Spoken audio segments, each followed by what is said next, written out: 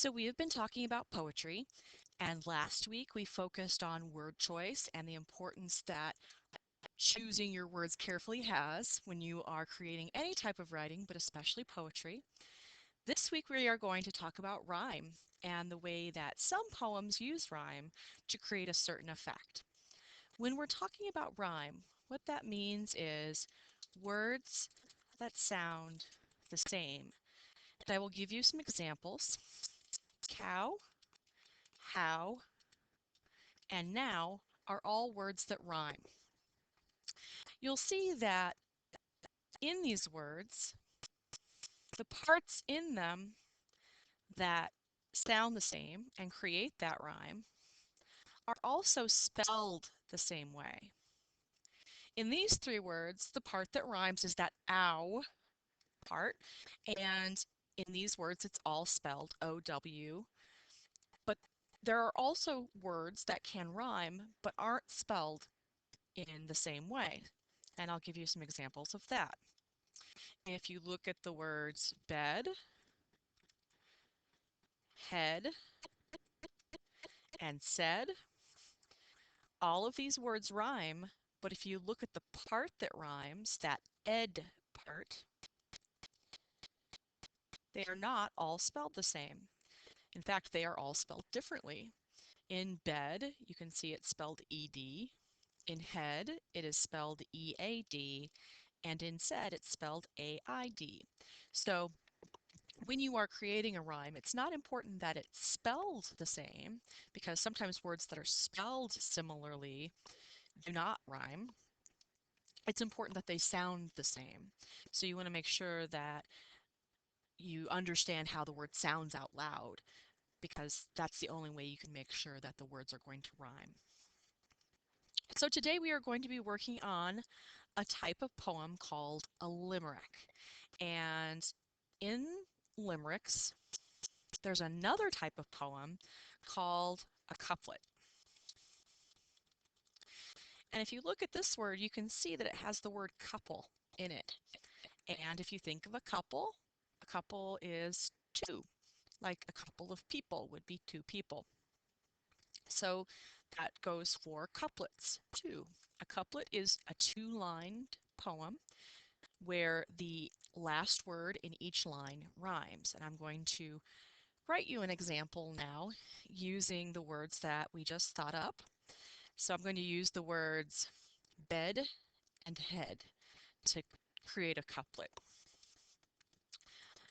This morning, when I got out of bed, oops, spelled that wrong, I had a large pain inside my head. So it's not the most brilliant piece of poetry ever, but it is a couplet because it is two lines. And if you look at these last two words, bed and head, they do rhyme. So that makes it a couplet. So at this point, what I want you to do is I want you to pause the video that you're watching right now.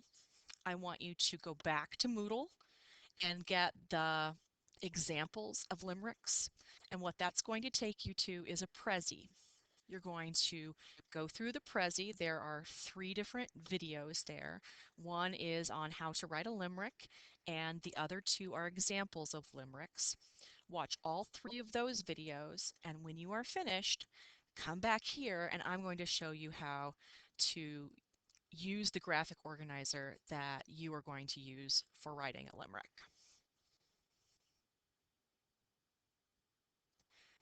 Okay, so welcome back.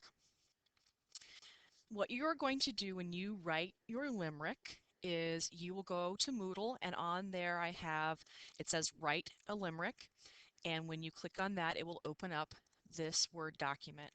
In the Word document, there are 5 different choices for starters that you can use to create your limerick. One says there once was a town named.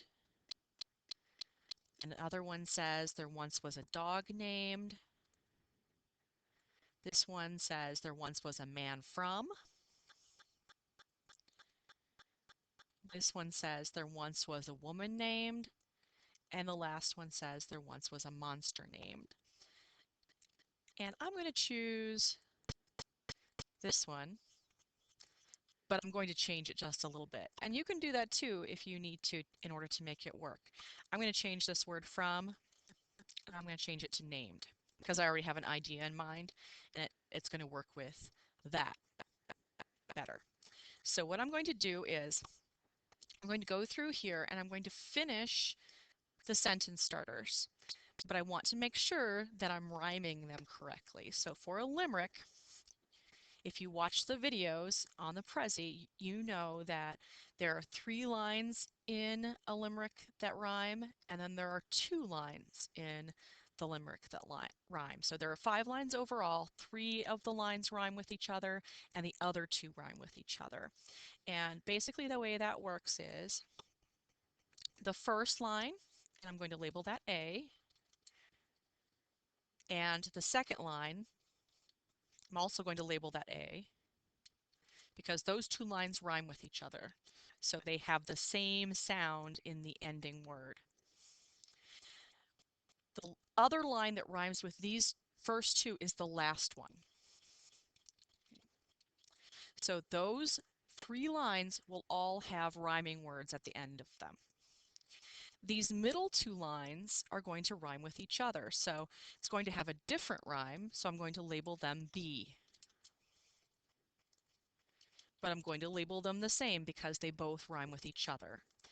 So this is what we would call an A, B, B, A rhyme pattern because the first 2 lines and the last line rhyme, and then the middle 2 lines rhyme.